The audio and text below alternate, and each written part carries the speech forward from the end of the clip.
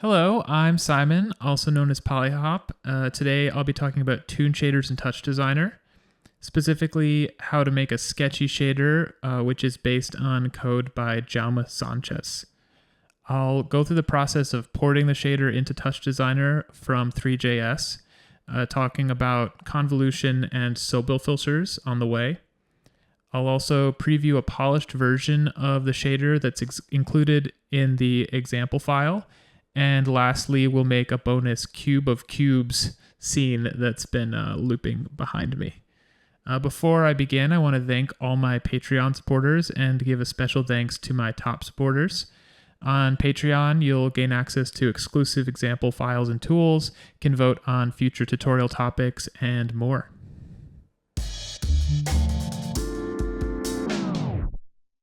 So I'm a big fan of Toon Shaders, and by Toon Shader, I'm talking about non-photorealistic rendering techniques that make 3D graphics look like illustrations, like a cartoon or a comic book. They're sometimes used in video games, and it's in part why I think some older games like The Legend of Zelda, Wind Waker, or Okami still hold up so well after roughly 2 decades later. They're not subscribing to the same push for realism that can make a game look dated in a couple years, and instead are pushing towards stylization that can hold up and really kind of stand the test of time. So Toon Shaders come in many varieties, and some of my recent favorites are also video game examples, such as the minimalist and Mobius-inspired line art in Sable, or the eye-popping cell shading in Hi-Fi Rush. And one of my all-time favorite Toon Shader looks is from Clash Artifacts of Chaos. It has this wild cross-shading that kind of shifts in the light in a way that's like borderline impressionist at times. I definitely spent a sizable amount of time just examining the art in the game. It felt so fresh.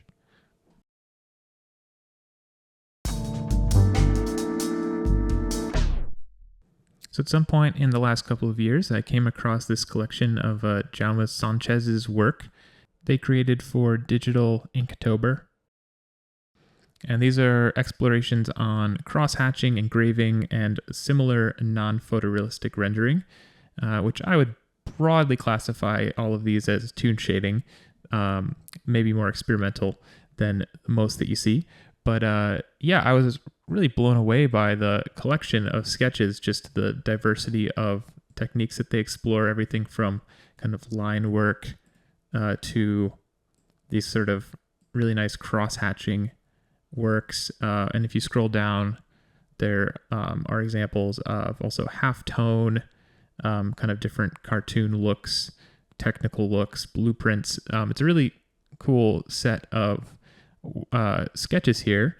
And another awesome thing about it is licensed under the MIT license, which is a very permissible license, essentially, letting you use it free of charge. You do just need to include this copyright notice in any copies of the software, but you're allowed to use it for commercial work, make derivative works, etc. So I was excited to dig in and see if I could, understand a little bit more about how some of these looks are accomplished, and also get them happening in TouchDesigner so I could incorporate them in my own artistic workflow. We're going to take a look at the process of porting this specific example post-Cartoon 1. I also just want to note before we move on, not all code that you find online can be used for commercial purposes, so always check the license. Some popular places you'll find shaders like ShaderToy are default under a Creative Commons license that is not for commercial use. So in those instances, you gotta reach out to the creator for permission or to see if you can license it for a project. Always assume that something is copyrighted if you don't see any information about the license.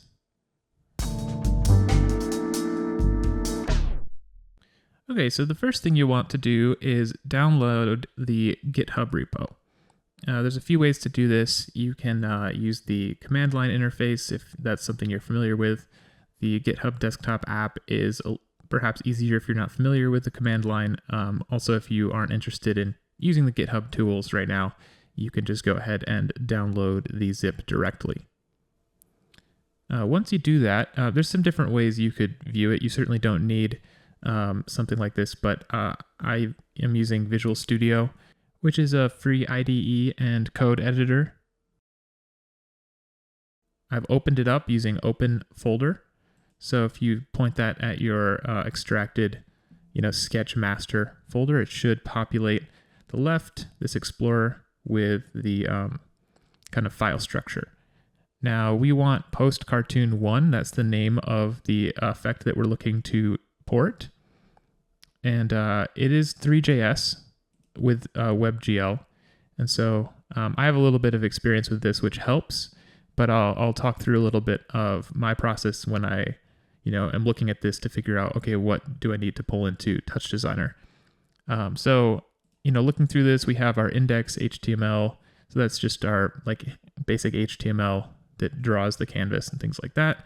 Our main JS, I don't see anything in here that looks like a shader. We see that, we render our scene, but that's happening and it's defined elsewhere. Material JS, okay, that's our roughness, metalness. Really, this is just a standard material. There's not a lot happening here. So the bulk of it is in this post.js. And we can actually scroll down and see that this looks like our GLSL. We've got uniforms. Okay, here, this is looking like our shader. So one thing I'll note is, I've determined after looking at this that it's a post effect. I mean, one hint is that it's called post-cartoon. So that's, an indicator, not guaranteed. But I've also, if we take a look at this shader, we can examine the structure a little bit. So we're storing our shader in this fragment shader. And if we highlight that, we'll see that it's also being referenced later, right? So on the right, I can see I've highlighted that text. It shows me it's also being used here in this post class. And this is how we're defining our shader in Three.js. You can actually see all of these uniforms exposed. We'll also do that in TouchDesigner. This is how we can access these parameters within TouchDesigner, and in Three.js, this is how we can expose those eventually in the web GUI so that you can adjust sliders and change things like the color or the thickness of the lines. So this shader, you'll see if I highlight that, it's like, oh, okay, we're using that here with this render pass and creating a new shader pass. And this .render pass is also accessed or called in render. So here is where we can see, oh, well, we're rendering our scene first. And then we have another render pass that does our normal. And then finally, we're actually accessing render pass to render it. And so that's one indication that it's a post effect, because we've already rendered our scene and also rendered our normals before applying our cross hatch effect. So let's go ahead and look at how we can take this and pull it into TouchDesigner. We'll loop back to this code here once we're ready for it.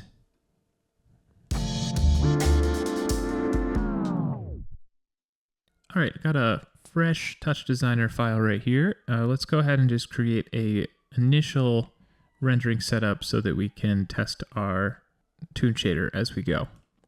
So first I need some geometry. I'll start by creating a geo comp. And inside of it, instead of this torus, let's do something more interesting. I'll grab a file in SOP, and with the plus, let's grab the teapot, which is a sample geo that comes with TouchDesigner, and just for now, let's just enable those render and display flags. So we should have our teapot now, and let's call this teapot. Later, we will create a more interesting scene, but for now, this will give us something to start with. We also need a basic render setup. So that's a render top. Let's set it to 1080 by 1080 for the resolution. Also, let's drop down a camera and a light. And I will also add, this could be a null or an out. Just throw that at the end. Add the, toggle the display flag. I'm going to split my pane. I usually use Alt bracket. And again, top viewer, Alt 4. Over here, let's right click on the left, display, toggle off backdrop tops. That's how I prefer to work. I'm not a big fan of backdrop tops. And then let's also add a null. I'm sorry, I keep doing that. A null comp. And we're going to set our camera to both look at, and we're also going to parent to that null. So we'll position our camera at 3, 3, 3. So we're looking at our teapot kind of from an upper angle. And then we can also rotate our null. abstime.frame. Wrong axis. Let's do the middle. It's y-axis. There we go. Times 0.3. Slow it down a little bit. And then let's position our light. Give us just a little bit more. Cool. Okay. So yeah, we're close. Let's just also, before we finish, add the SSAO top to give us a little bit of shading around kind of the where geometry meets geometry, those like crevices. I'm going to turn this to full resolution and bring the sliders all the way up. You certainly maybe, use what your system allows. So sometimes this can be a really heavy operator. I'll bring the radius up to 0.5, the contrast down to 1, and blur radius to 4. So we can, adjust this later as we see how it impacts our final Toon shader. But this is where we want to start for our Toon shader.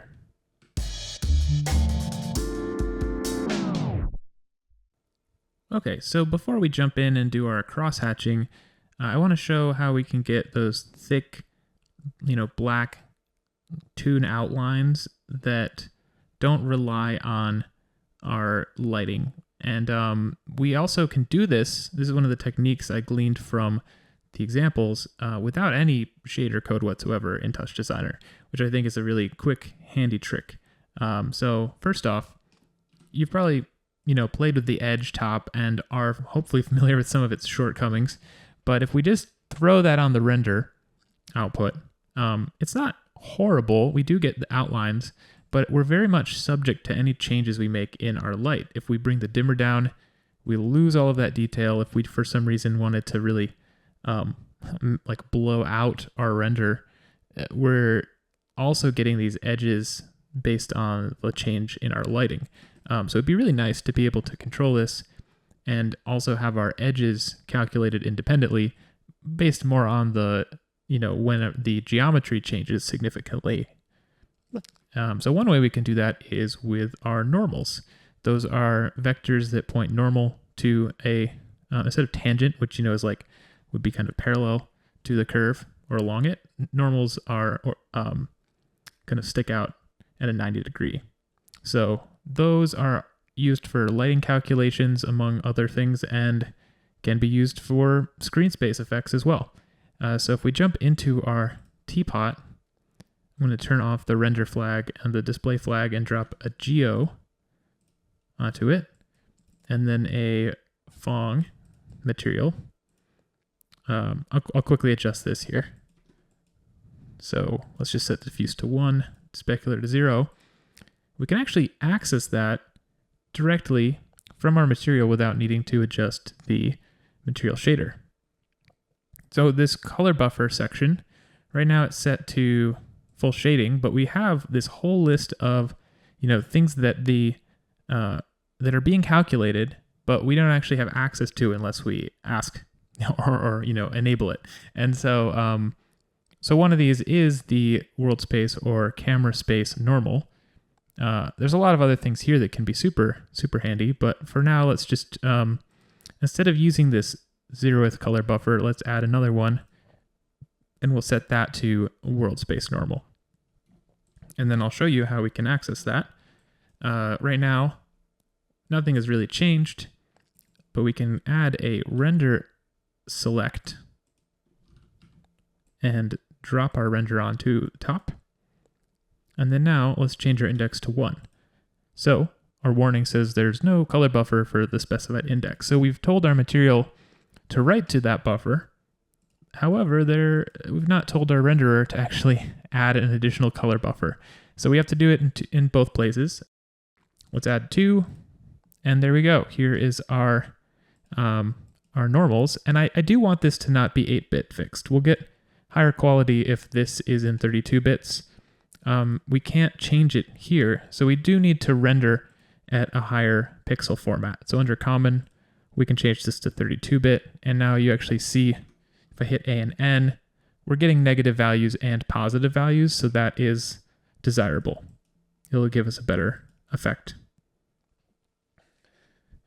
So even off the bat, if we throw an edge onto this, it's not perfect yet, but what you will notice is it doesn't really matter how we change our lighting. You know, our edges are staying consistent, and it's something we can work with. Now, I've prepared ahead of time this little tox here that has some comparisons between specifically looking at our just basic edge, which is probably the easiest to just pull in, and say a simple thresholding and anti-aliasing can get a pretty good effect happening. Now, the example that we'll look at uses a sobel filter, and we can look at the sobel filter on Wikipedia for more information about this. So the sobel operator, or also called sobel filter, is used in image processing and computer vision for edge detection. So it's another edge detection algorithm. Our edge top is not using a sobel filter.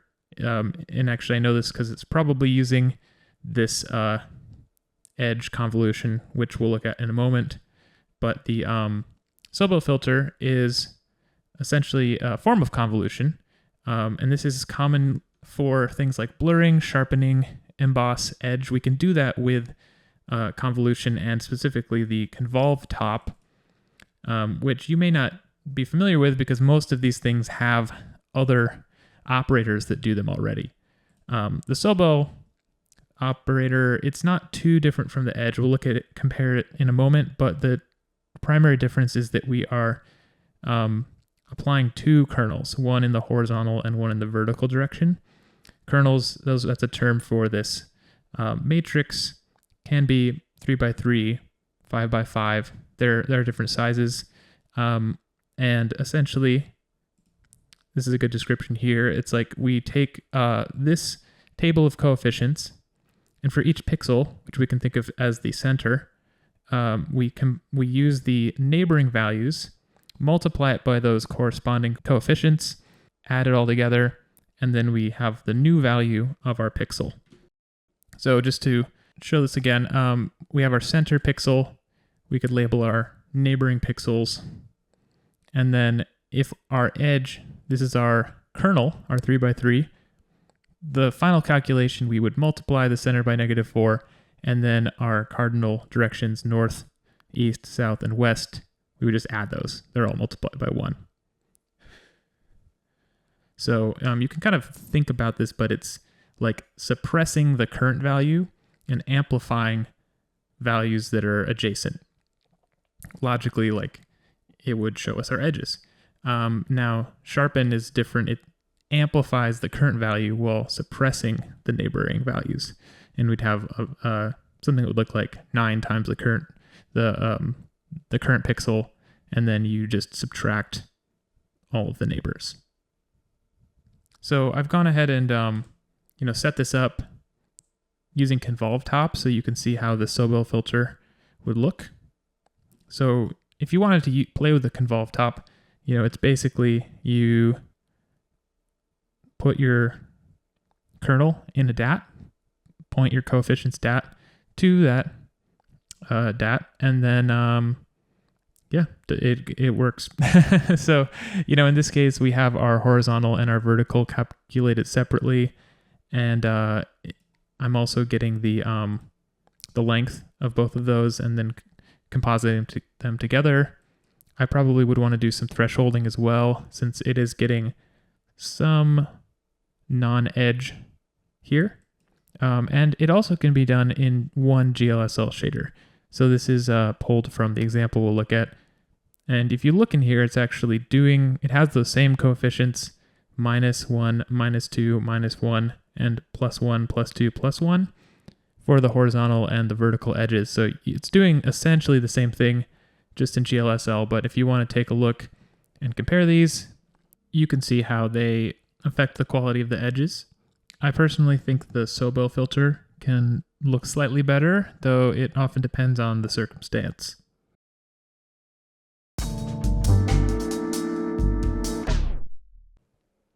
Okay, let's take a look at bringing this shader into TouchDesigner. So I want to start by creating a GLSL multi. And I've removed my view on the right just for the moment. And I also want to go ahead and edit this. So I'll hit Control E because I've set up an external editor. You could also do it in TouchDesigner. So I'll have my shader here. And let's also look at our VS Code over here. The fragment shader is located in my post.js. So that is what we are interested in porting. I'll start by just copying everything from the uniform sampler 2D down. We don't need the version and like high precision float. Let's scroll down, copy all the way to that last bracket, and then just paste, replacing our entire shader here. So immediately, there's a couple other things I know that we need over here. TouchDesigner deals with the version and precision behind the scenes. Curly brackets, sobel, luma, AA step, and darken. They're even highlighted a different color. And that's because these are what are called template literals or template strings. They're replacing a portion of this string with these other functions that are defined elsewhere, reused throughout the whole project. So it makes sense that you'd want to have those stored. And we can see that, say, sobel is defined up here, and it's in shaders sobel.js. So we're going to want to go grab those shaders and just replace those manually. So under shaders, I want sobel. This is our sobel filter that we talked about earlier. Just paste that in here. Similarly, we want our luma, anti-alias or AA step. Here, I am going to make a slight change. I do want the, derivatives here. So if this gives you trouble, you can just change it so it just returns step. But, this should work for most people. We also want darken is actually a blend darken. So we'll grab that as well. Okay, so we should have everything we need from our sketch.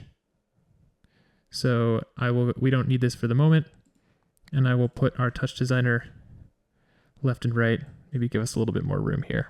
Okay.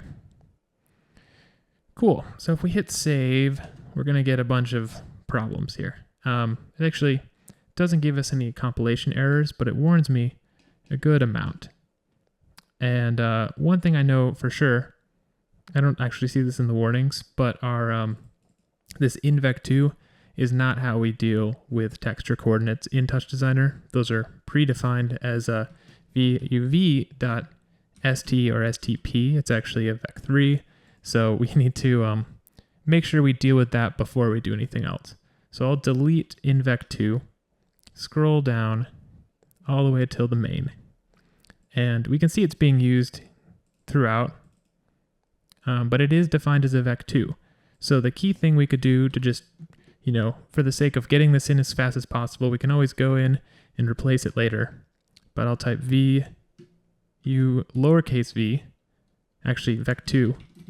So we're going to define this here, and we're going to set that equal to v uv capital V .st. So saving that, still compiling successfully.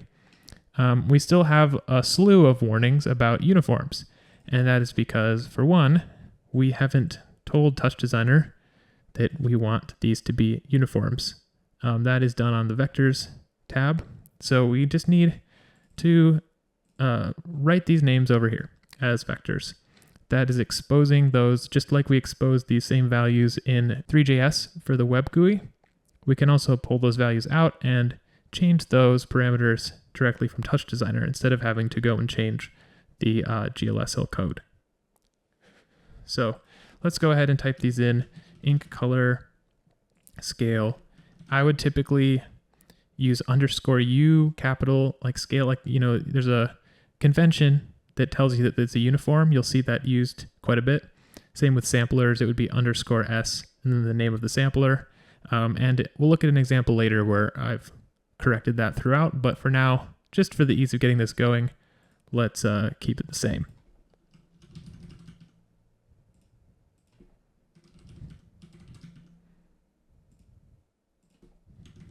Okay. We might also, just to make our lives easier, set these to default values that make sense. I've played with it a bit. You can always reference the web GUI to see what values are being used there. So that should match pretty well. But for now, let's use 0.2 scale, 0.2 thickness, maybe even 0.1, and then 0.006 noisiness and 0 angle. And we can always adjust these later, but that's a good place to start. If I hit save now, we'll just make sure we're, as we go, if we save, we can see if we've done something like missed a, semicolon or something. It's very particular. So now we only have 4 more warnings, and those pertain to our sampler 2D. So yes, the way that TouchDesigner deals with samplers is also different than WebGL, so we don't need to define these here. Before we actually make this change, let's actually make sure we have 4 different inputs. So color, normal, paper, noise. I like making nulls in front of GLSL multis because otherwise it's harder to swap the order of inputs. So I'll call this color, and I'll paste this multiple times. Here's my normal. This will be my paper texture. That's just really a texture used to give it like a paper quality. It's totally optional. It could be white. And then also noise, which is used, it's sampled for our, if we want to like vary the hatch line so it looks a little more scribbled. So our normal will pop in normal, and actually all of these can go into our GLSL multi in order. For paper, I'm going to import, I have a paper texture I'll include with the example files. You can really use anything you want here. So 1 second while I load that in. Cool. So here's my paper texture. And then lastly, the noise. Let's set that up here. So I'll add a noise top. For now, just make this 1080 by 1080 manually. I want it to be a very small period. Again, this is sort of just from already having explored this example, so I definitely started with a different period and brought that down. I want it to be RGB, so toggle off monochrome, bring down the amplitude a little bit, and under common, make sure that it's also 32-bit float. I'll do this preemptively too. This, I'm going to animate the seed, which will give us a stop motion look later. And the way I can do this is taking the floor, so math.floor of our abs time.frame over 8. So what this does is it gives us a tick every 8 frames. So it's like kind of a stop motion quality, you'll see kind of a lower frame rate, even though everything else is moving fast. So I sort of like the way that it animates, and we'll see how it looks later. Okay, so we're ready to take our sampler 2D and modify this. So instead of defining it this way, let's just delete all of these. And I'm going to hit Control F, type texture, and jump through a bunch of these. We don't need to worry about the sobel textures. Or here we go. The first instance of sampling one of our previous sampler 2Ds that are defined differently in TouchDesigner. The way we access those is std 2D inputs. So that's sampler TouchDesigner 2D inputs. And we could give this an integer 0 through 3 that corresponds. The way that I like to do this is actually defining those with a hashtag define. So I can say color 0, and now if I type color, it will just give me the value 0. This way, if I change the order of my inputs or the number of my inputs, it's really easy to adjust it up top, and I don't have to go through and find everywhere that I've actually referenced that sampler. So the second one will be normal 1, define paper 2, and lastly, our noise 3. All right, and so going back down to our right here, I'll copy this for later, but then just type in noise, and saving it gives me warnings because I've gone and removed all of my color textures. But let's go ahead and continue looking for these instances. So color, great, and I will use that a couple times, so I'll copy that. I see color texture here, find border color texture here, normal texture, so I'll change this to, instead of color, I want my normal, and then paper texture. And we'll choose paper, hit save, and there you go. So we've got ourselves, let's just expand this again. So this is a good start. You know, there's some artifacts, it's definitely not perfect, but we are seeing our cross-hatching.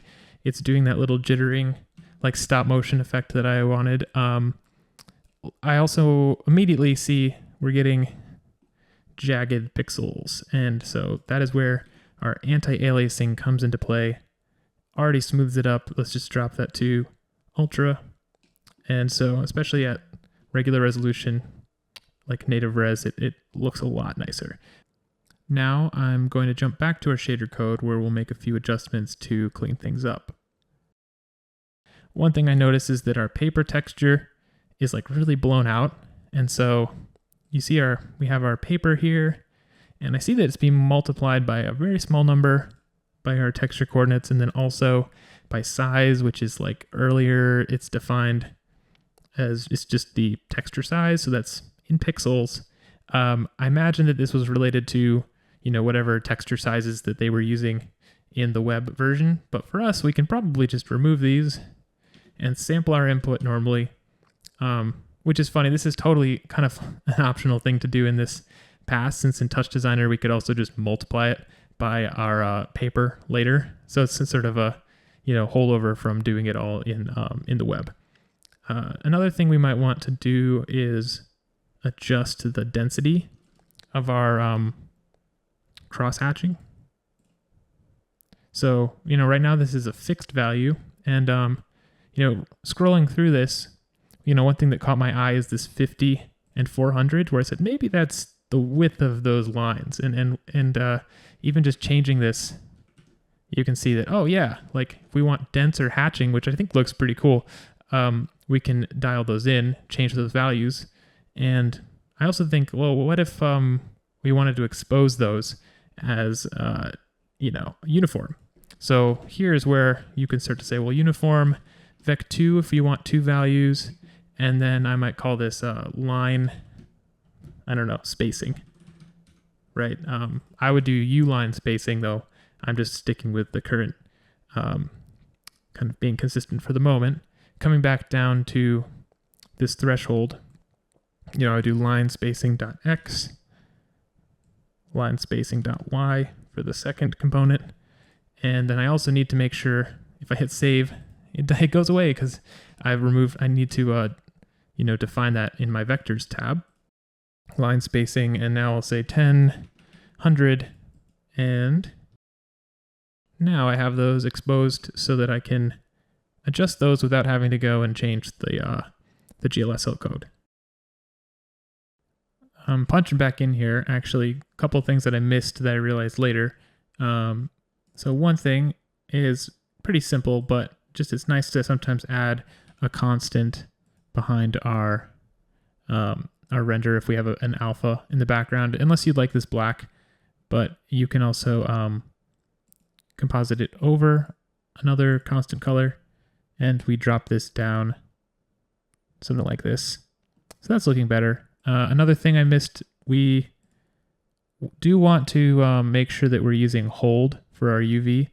You'll notice that there's without it, there's this little black border, and that's partly because it's getting an edge there, right? So because it's 0, it finds an edge on the borders of your image.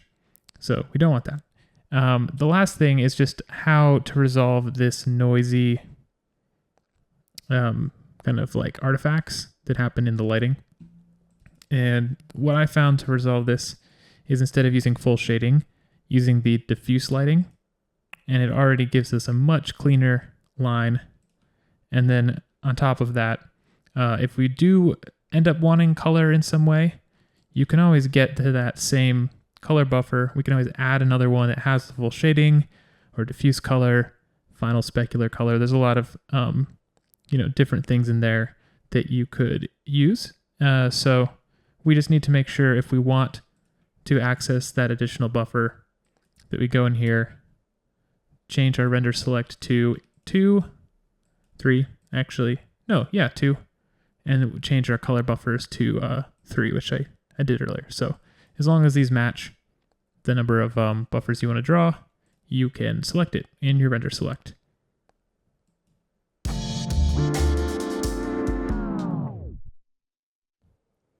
Here's a little preview of the example file that's available on my Patreon. So in addition to the teapot, we also have this box of boxes piece that we'll look at later in this video, how to make from scratch. I've also included the normal edge comparisons that we talked about earlier that cover, some convolution topics. And this cleaned up version of the hatch effect that has quite a few additional parameters that I've exposed. So that includes the number of luma levels that we're quantizing or stepping. You can quickly get different ink colors with a color picker. I've the noise level and scale, which we talked about earlier. Also exposed is we had that edge thickness, which is our normal edge, but I've also pulled out the division thickness. So that is this line between the different stepped luma levels, and also the hatch thickness. So you can get much thicker hatch lines. And you can, bringing those down to 0, for instance, you can get a look that's only hatch lines, for instance. So there's a lot you can do here to get different variations on the shader. Also the line spacing. So we've looked at this as well, even where to edit that, and then the initial angle. And this luma threshold is nice because it's defining where we start drawing those shadows. So if you want just a little bit of shading or everything to have that hatch, it's basically the threshold for where we begin the effect. On my Patreon, I also dive a bit deeper into the GLSL code, going line by line. And so if you're wanting a deeper dive into kind of the workings of the shader, that might be of interest.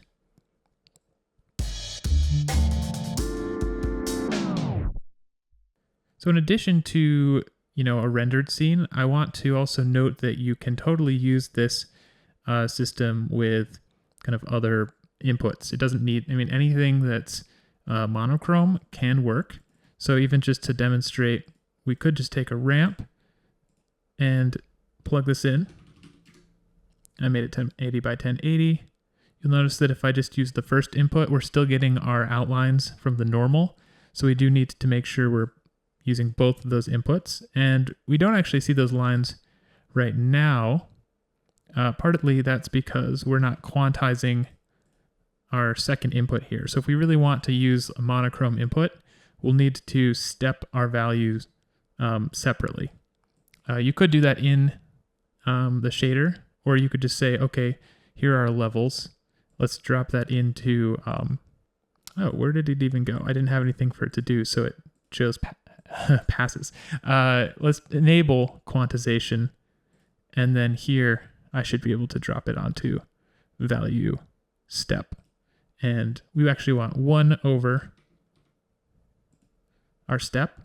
And you'll notice that it actually gives us those lines correctly now. And if we increase the edge thickness, we can see those lining up.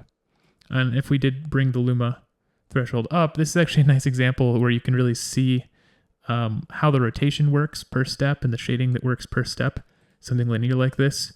But of course, it's also fun to play with like a noise input, something more interesting, just to show how this can look. And we definitely want to bring up the period quite a bit, maybe increase the amplitude, or no, decrease the amplitude a little bit. So yeah, we can start to get, yeah, something kind of nicely, like not a 3D environment, but it still can be, I think, quite interesting for other sorts of inputs.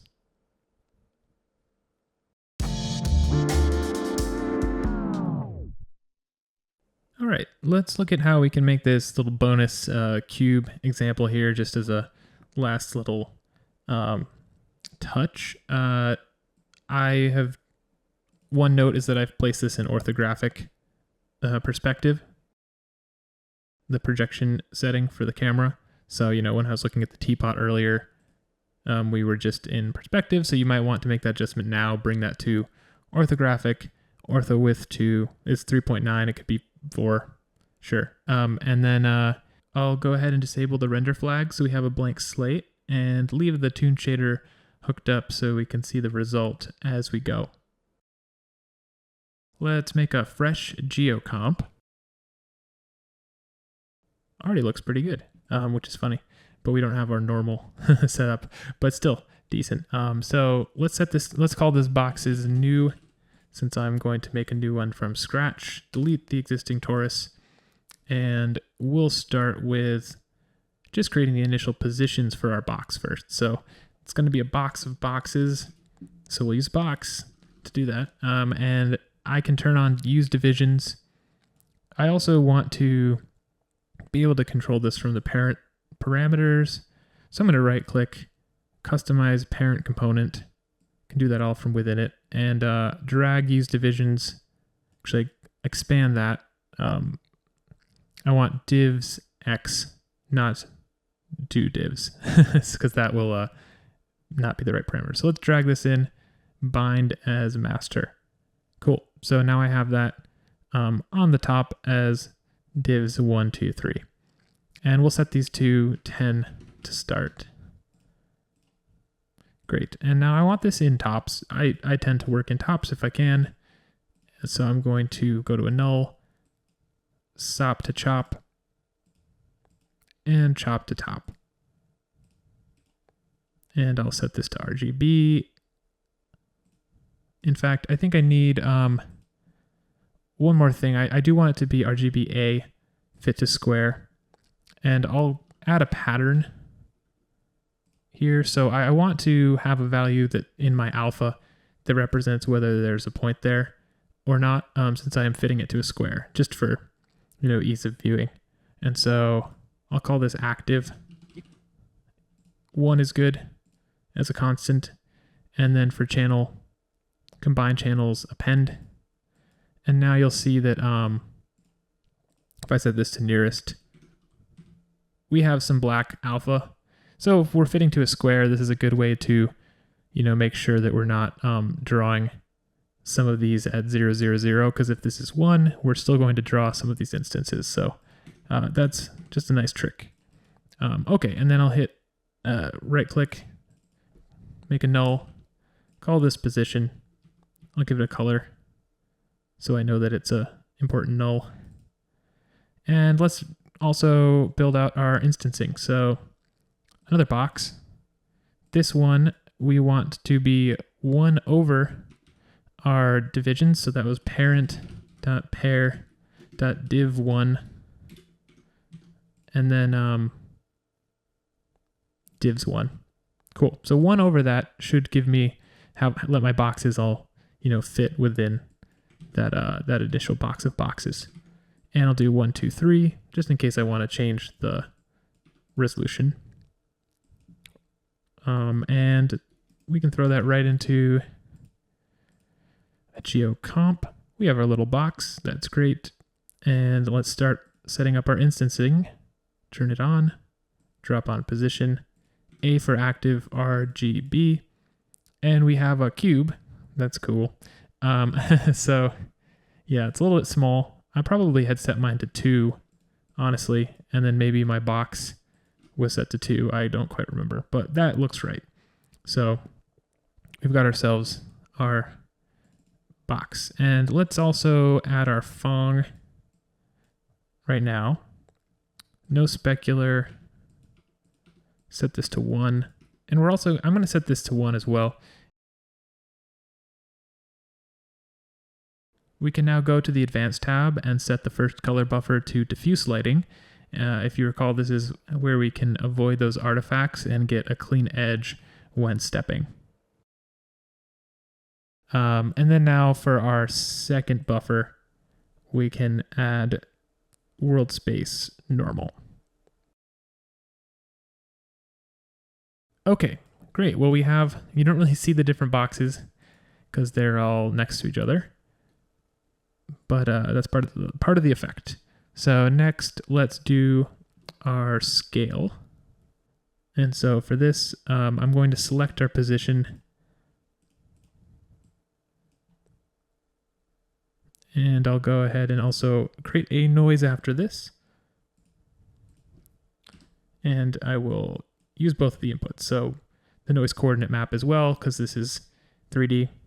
So it'll make our noise consistent across all 3 dimensions.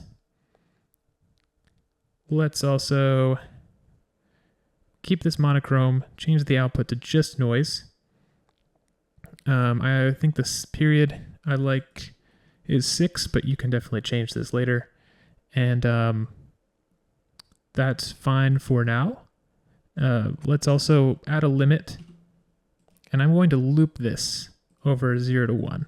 The reason is this is my initial scale, but I'm going to be shifting the scale like asynchronously. So that should give me kind of where each one is starting, so they're offset in time.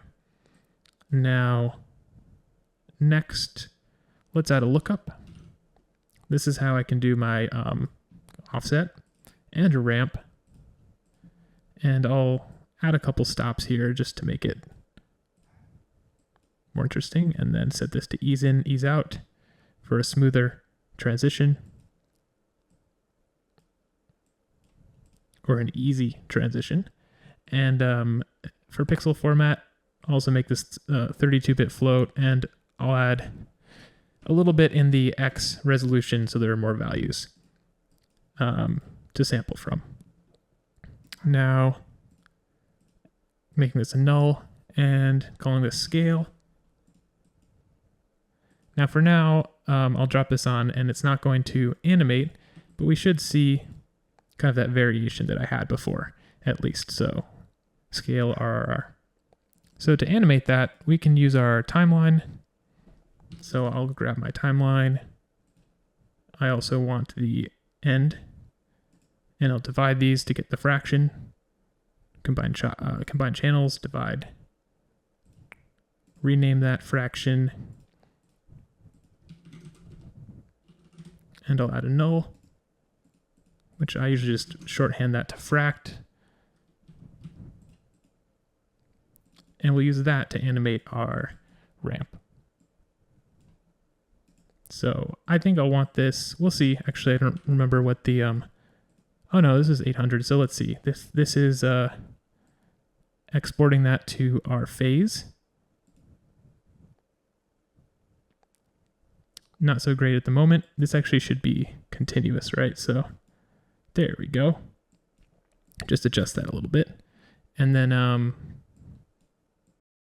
the distance between these stops that are the same value just determines like how long it stays fully formed or at 0. I want this to be a little bit faster. The original, I believe I multiplied this by 4. Cool. And then, if we want it to have more moments where it's fully formed or, fully decayed, that's just by changing the width of the shape of this stop. So you can play with this to get different effects. Changing the period of the noise can make the cubes move in smaller or larger clusters. So also very cool techniques. Like I like a lot of the different looks that you get at different periodicity. And one other last thing I'll show here. Transforming our box can be cool too. Like I like also the look of like getting these stratified layers or just like long tubes. So you've probably seen some of my work that explores this same, or maybe you have, I don't know. I've definitely posted some examples of this kind of thing. So there's a lot you can do with this beyond just the toon shading look as well. Another thing you can do is vary the divisions of the box, which I think is also makes for some interesting looks. All right, so that's that. And overall, yeah, I hope this not only gave you some kind of insight into how to create a toon shader in TouchDesigner, but also maybe some context for porting other examples or reading other people's code, or just making a cool box, like morphing piece of generative art. Thanks for watching.